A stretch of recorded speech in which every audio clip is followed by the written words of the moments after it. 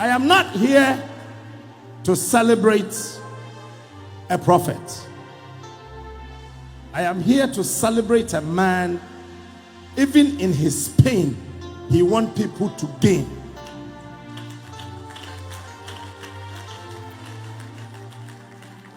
And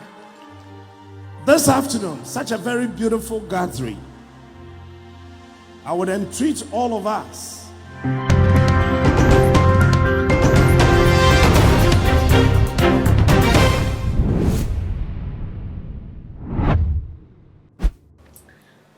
Nigel Gaisie, kwesienda etwa mu na ye na woda kase pa a wodi ni birthday ewo asori edemu na wohwe ekuku dam ekopie ho no mu ana esewani ense wo katwere bu God mu nyina akopie mu ho artists ahodo ene koye politicians ahodo ene koye presenters, TV presenters and radio presenters ahodo ena ekopie mu ewo ho no mu aye papa Isaac Owusu Bempah enso ne body guys ekopie mu ewo ho no mu bia eye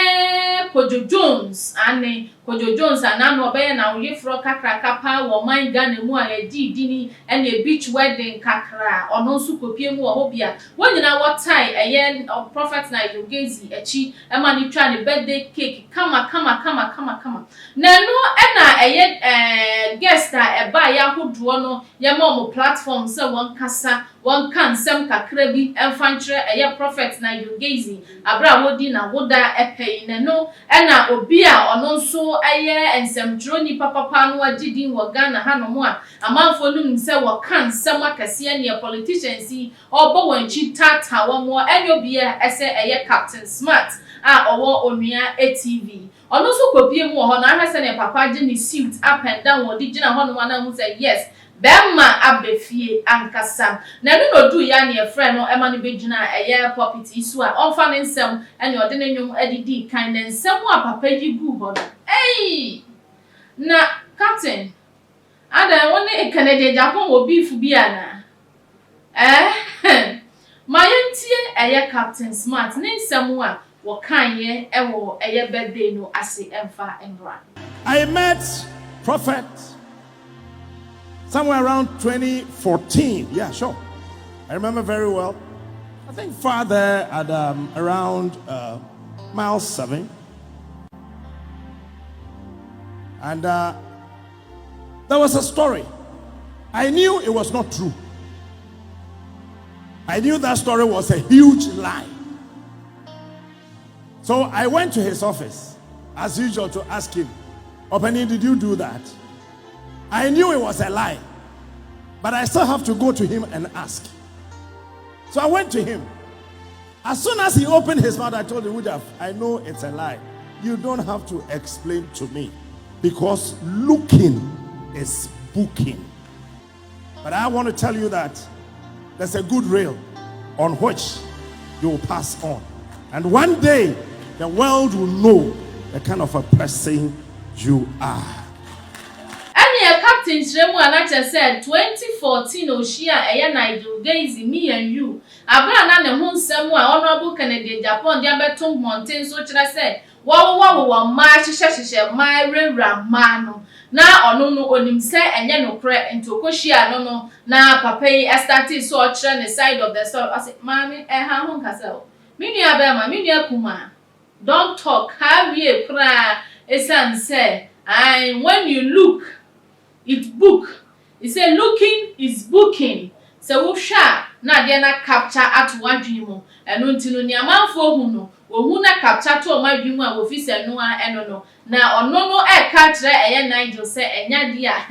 any politician ebema ono Nigel aba down debi ensi e wo man Ghana mu na no na Ghana fo hu say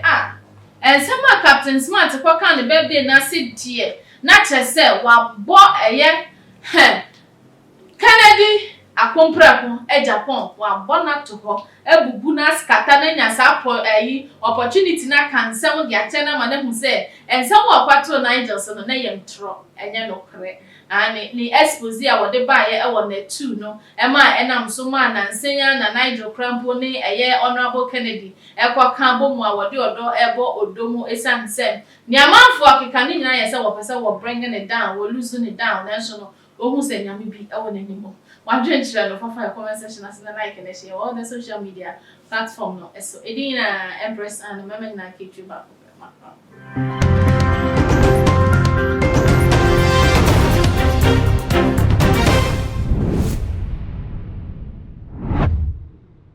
Ebusia wonim se abefunim de ena sesei ewoso wonim se wontimi bibia ewo wiase sesei abra wonfo abefunim de emfa nka won wosan so enim se sesei no ebesonsum nsam so a abefunim de asan agbewremu ana oso daye wonti ase wodaye so ache wodaye so entimi mbem Edonchi enene me kanfo Prophet Dr. Abennego Ediama ono ena onyankopon enam ne so na ode abefu ewremu ewo sunsun semu a ode gi nyankopon emma edi from how ene mamane ene omatiti mu edonti onyankopon enam ne so ede a new spiritual science technology ede ababontin a ye freno eye castoplanto technologies me ba chawo hwe Prophet Dr. Abennego a owo insam adwagiri castoplanto technologies casting out negativities and planting in positivities.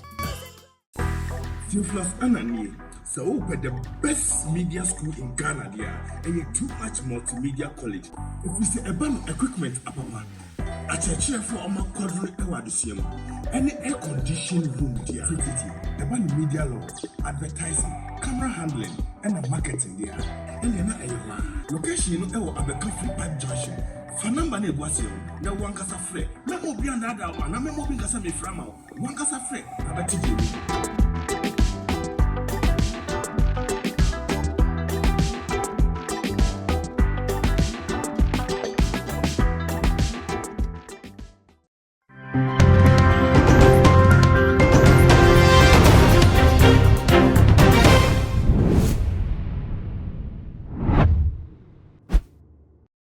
Ebusia wonim se abefunim de ena sesei ewoso wonim se wontimi bibia ewo wiase sesei abra wonfo abefunim de emfa nka won wosan so enim se sesei no ebesonsum nsam so a abefunim de asan agbewremu ana oso daye wonti ase wodaye so ache wodaye so entimi mbem edonchi enene me kanfo Prophet Dr. Abennego Ediama ono ena onyankopon enam ne so na ode abefu ewremu ewo sunsun semu a ode gi nyankopon emma edi from how ene mamane ene omatiti mu eronti onyankopon enam ne so edi a new spiritual science technology edi ababontin a ye freno eye castoplanto technologies me ba chawo hwe Prophet Dr. Abennego a owo insam adwagiri castoplanto technologies casting out negativities and planting in positivities. So the best media school in Ghana there, and you too much multimedia college. If we say about equipment apapa, a chair for our quadruple awardisium,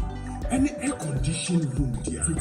about media law, advertising, camera handling, and marketing there. And then location no a coffee pipe junction. Fanamba ne boasio na wankasa frɛ na obi andada wa na memo bi nkasa me frama wankasa frɛ abati bi